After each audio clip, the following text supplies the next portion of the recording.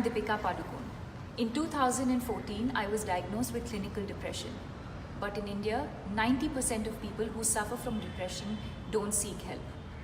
Depression is like any other illness that requires intervention.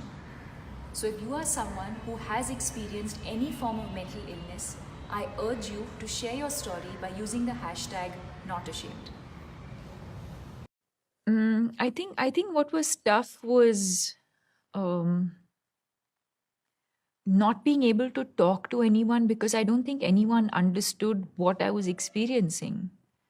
So if I'd say I'm not feeling, and I didn't know myself initially how to describe it. I'm just all of these terms of I knew what I was feeling, but I don't think I was able to communicate entirely what I was feeling. Like I knew I had this pittish feeling in my stomach. I knew that I'd be scared to wake up. I didn't want to wake up. I wanted to always, uh, I found sleep. I found comfort in sleep because I felt like that was my escape. Um,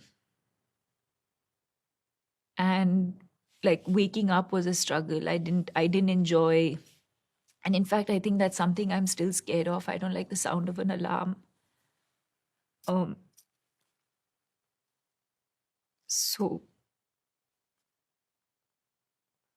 yeah, I think waking up was tough because I didn't want to face a day.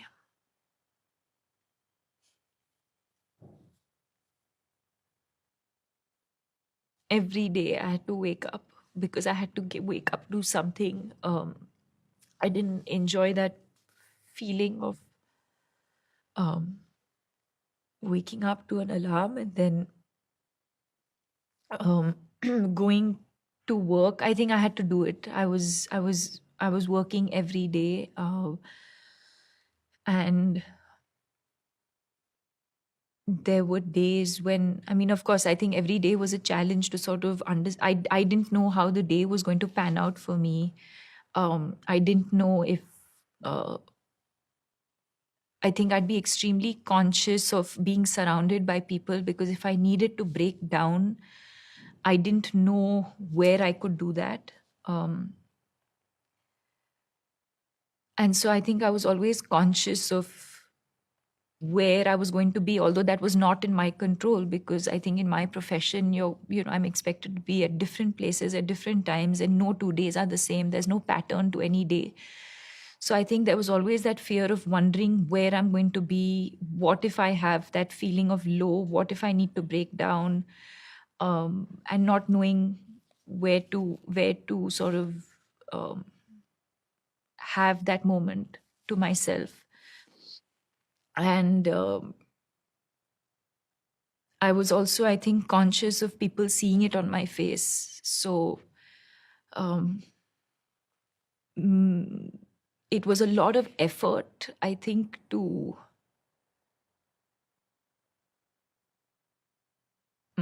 I think, to show like everything was okay because it was not. And I think to keep smiling or to keep um, giving energy to people around me to kind of overcompensate to show that everything was okay or that I was feeling okay, I think was extremely exhausting. Before, of course, it before it happened, in the time that I was suffering or struggling, I wish that I had come across that one person who said, I think I know what it is.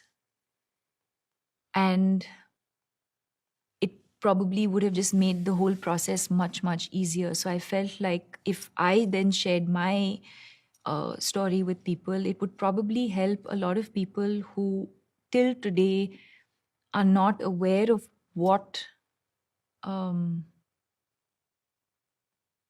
they know they're not feeling their best or not feeling uh, correct or feeling low or feeling unwell or whatever you want to call it. But I think it was important for me to break that down and to say, 1 second, this is what I'm this it, are you experiencing what I'm experiencing? Because this is what I went through. And